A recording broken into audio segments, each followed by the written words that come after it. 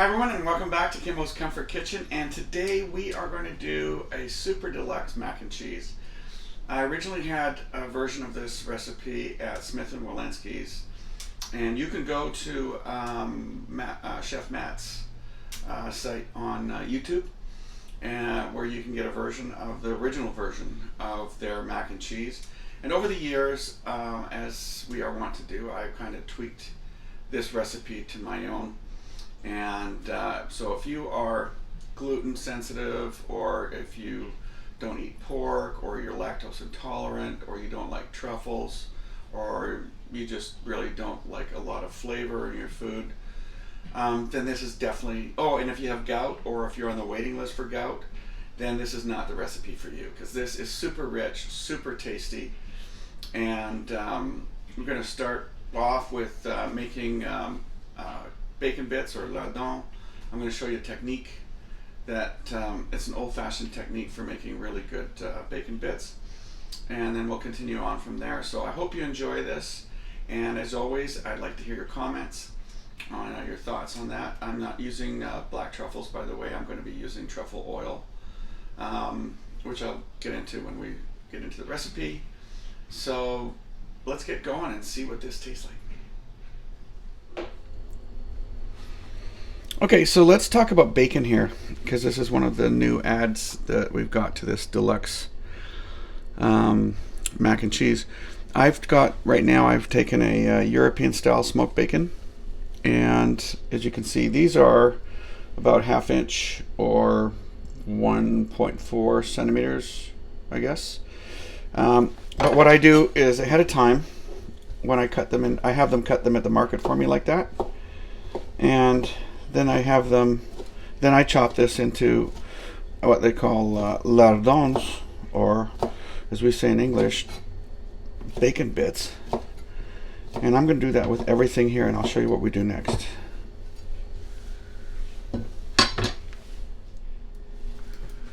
Okay, so next step is I've got a frying pan with a little bit of water at the bottom, and I'm just going to heat this up.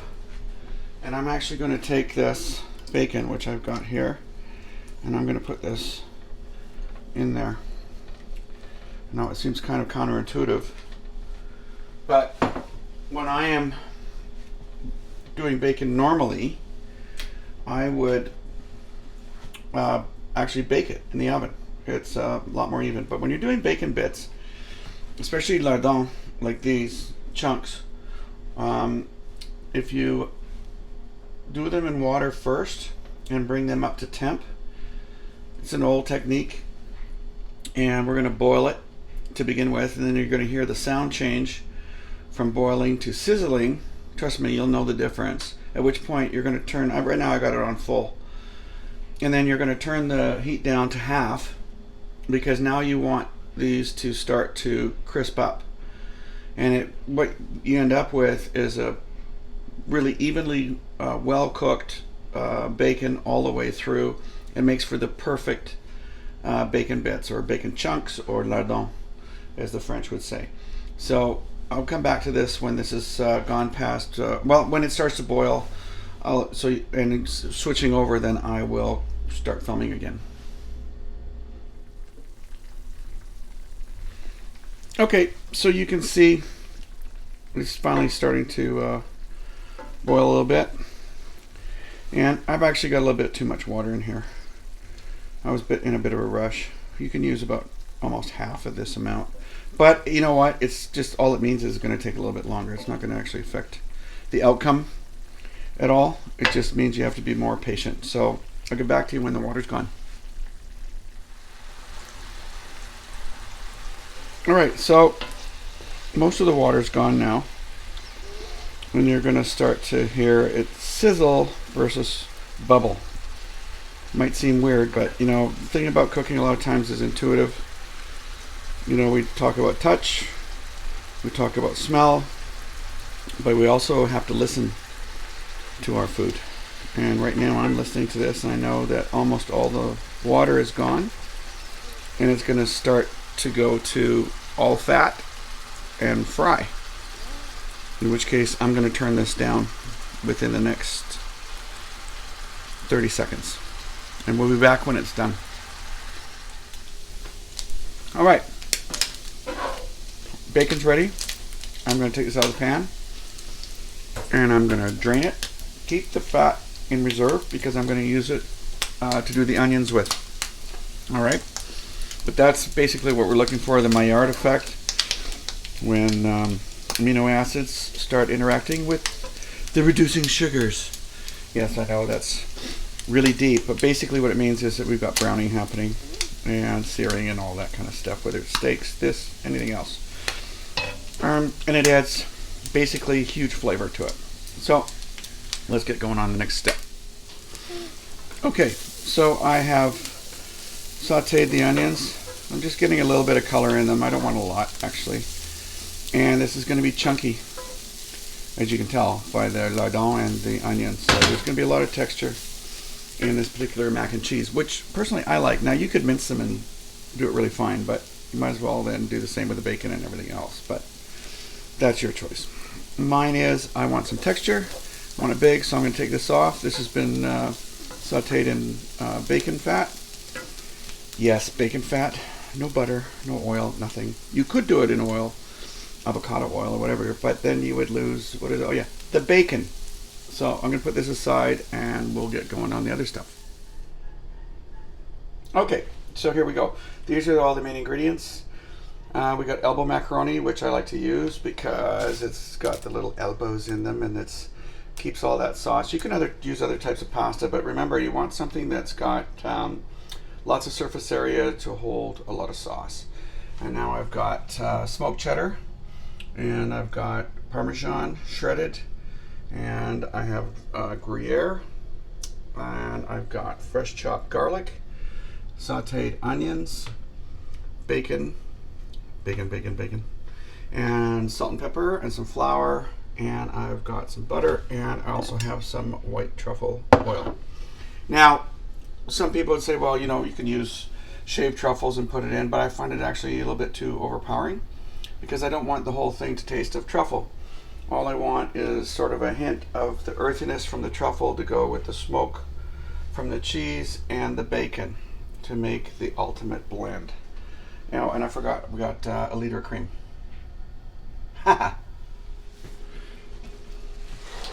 All right, so now we're going to do the macaroni. And I mentioned before, we've got elbow macaroni.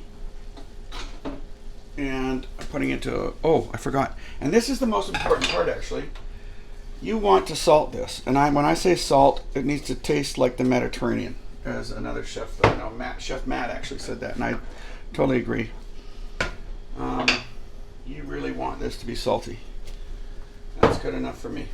And I'm going to put that in. Now, I'm just using regular macaroni. It's nothing fancy. And they call for 5 minutes. But I want my al dente. I'm going to probably do mine 4.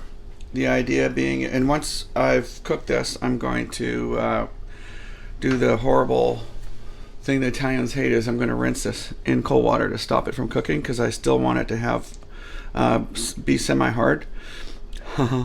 And the reason that I want that is because when I put it into the sauce, into the cheese sauce that we're about to make, it is going to continue to absorb all the moisture, which is going to give it a huge, great consistency and viscosity to it. So that's the rationale behind it, and I'll go on to the next step. All right, so the butter's almost incorporated, and I'm going to start adding cream. And to begin with, I'm only just going to add a little bit.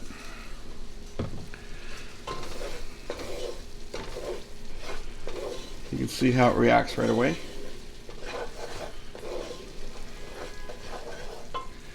And I'm going to add a little bit more.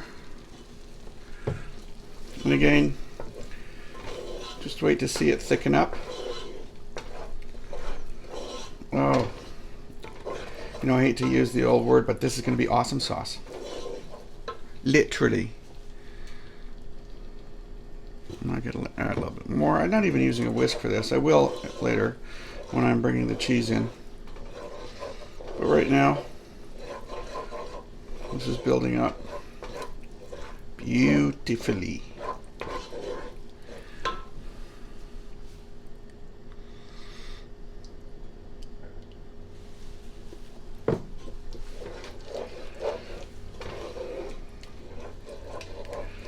yes, this isn't rich at all. Like I said before, go on a diet for a couple of weeks beforehand. But you know what? It'll be worth it. This is the best mac and cheese I've ever had. And thanks to Smith Wolensky and Chef Matt. I've tweaked it a bit over the years. I'm going to switch over to the wooden whisk if I can find it. There we go.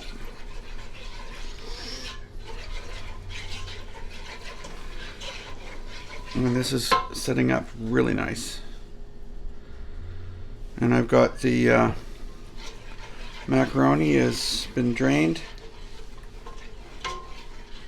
And it's par cooked because we want some of it to be still absorb all the cream and cheese and everything into the macaroni itself, which will act as a thickener. Not to mention the fact that it won't be just all mush.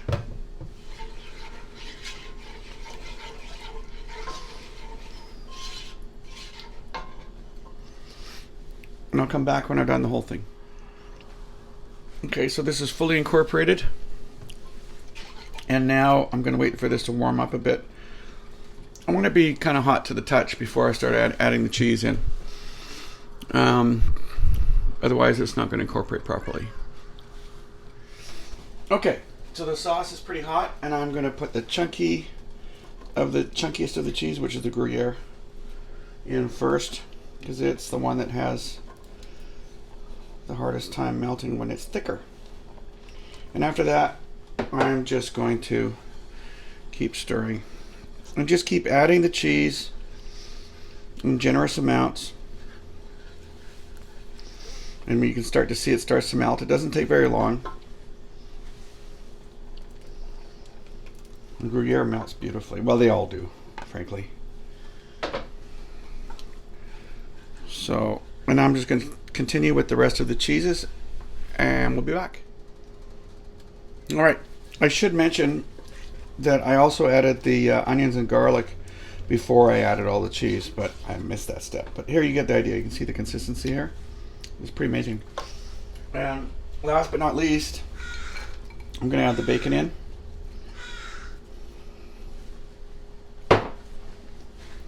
And I'm going to start using a spoon at this point.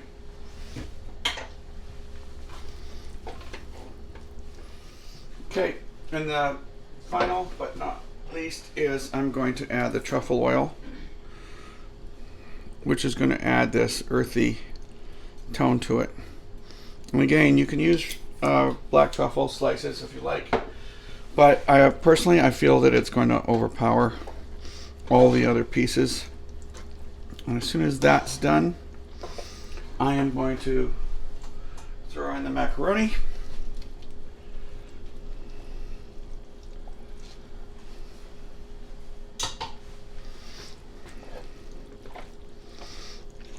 Which, of course, when you throw it in that much, it's going to cool it down a bit. But just wait for it to warm up. It'll be fine. This is not ooey gooey delicious.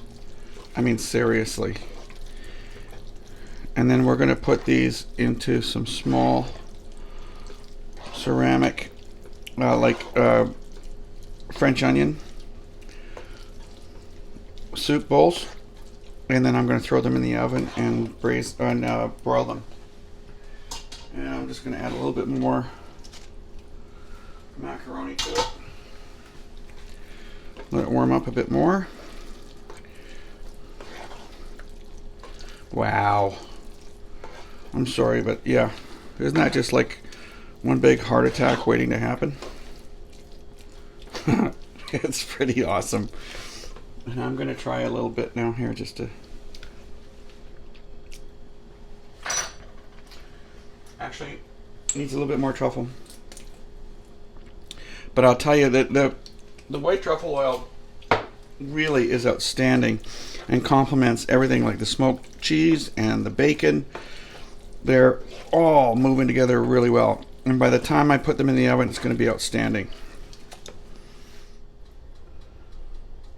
Sorry, I forgot to tell you about the last final ingredient, which is panko with Italian seasoning, tossed and then mixed with a little bit of avocado oil. That's going to go on top at the end to create the crust. Alright, so I've loaded them into the little onion soup, French onion soup pots, and I'm going to throw them in the oven now for about 15 minutes at 350, and I'm going to then take the covers off, and then I will use the Italian seasoning and panko and put that on to sear it, and you'll see the end result.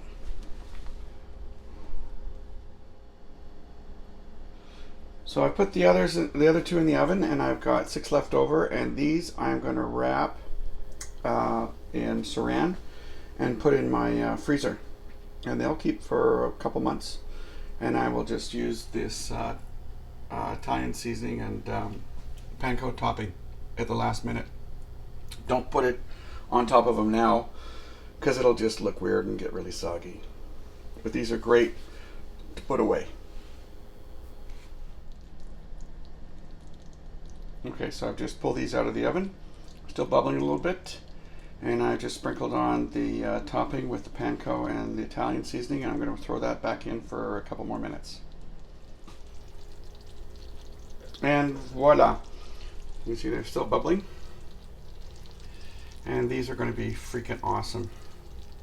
So, as usual, I hope you enjoyed this, and if you like it, if you haven't subscribed already, then please do. And if you have subscribed, would you please share it with other people, because we're going forward. Thanks bunch. Bye.